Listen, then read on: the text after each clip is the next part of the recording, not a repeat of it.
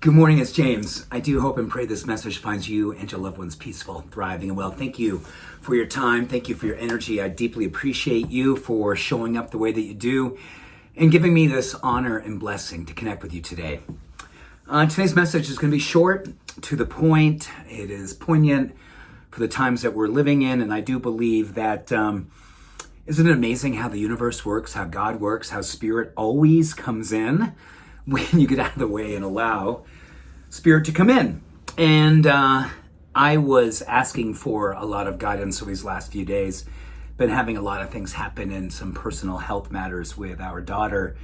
And with all that said, I was hoping to find a way to galvanize my trust and my faith. And I was led to go back to something I read a long time ago when I was going through my own personal crisis around self-care, getting myself into a place of sobriety and clarity and claiming some self-love. And I read Ralph Waldo Emerson's essay called Self-Reliance. And I pulled up some notes from, nearly 35 years ago. And my voice is cracking today.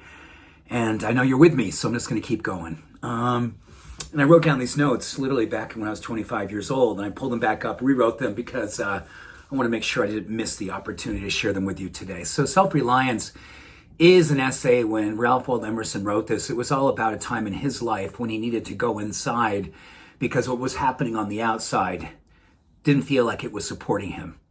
So he wrote this essay, and it was about really forging a path of self-reliance and trust and faith in himself and God and the universe.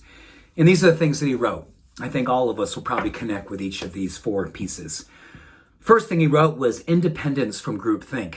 And we've talked a lot about that over the last several years, and probably more than any time right now. I think we're all wondering how it is that we can find our chosen family if our family of origin isn't necessarily feeling fully aligned. And I think always the chosen family gives us an opportunity to see others who have chosen a path outside of the one that was forged for them by their family of origin or by the experience of just fitting in and leaving that group think and giving yourself the opportunity to forge a path that really spoke to your heart's knowing. So independence from groupthink is a beautiful declaration and a demonstration of one's faith and a courageous step in the demonstration of listening to one's heart. Number two, connection and trust in one's abilities. You know, there's been so much written about the power of something called self-efficacy. Joseph Bandura back in the 50s wrote about, if you want self-reliance, you need to have self-efficacy. And that is simply paying attention to the good that you do every single day and being present in a heroic way so you don't miss how good you already are. Studies show today that self-efficacy is one of the most powerful ways to build mental health, emotional resilience, and help us to forge a path during dark times. Connection and trust with one's abilities. I pray that's something that you are doing each and every moment of your life. Number three, a reliance in one's ability to choose. And I think all of us right now are looking at the places we put our energy and wondering if we're choosing places that really do give us a circulation of energy that comes back to us and helps us to feel galvanized and loved and connected to something bigger than all of us. I think that reliance and the power to choose really is also a permission that we give ourselves to live inside out versus outside in and put our energy into things that we know are built upon the deepest knowing in our heart. And we know so well, don't we? We know so very well when we're choosing on behalf of our heart and really aligning with our soul's contract, the power to choose.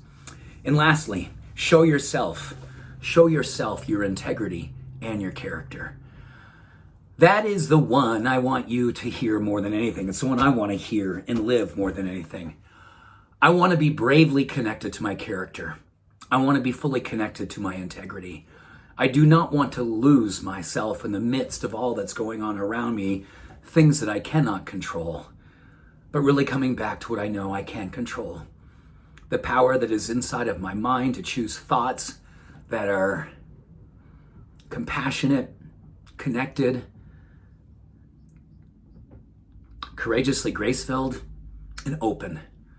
open to something bigger than I can ever imagine, and really giving myself the integrity and the character to get out of the way and allow something much more beautiful to come through me and remind me that I too have the integrity and the character to align with, which is most important. The power of love, the power of trust, yes, the reliance in myself, knowing that I'm connected to something so much bigger than just myself. Thank you for being here with me this morning. Thank you for being a light. Thank you for standing in your truth. I see you. I'm grateful for you and I love you. Much love. All blessings. Bye for now.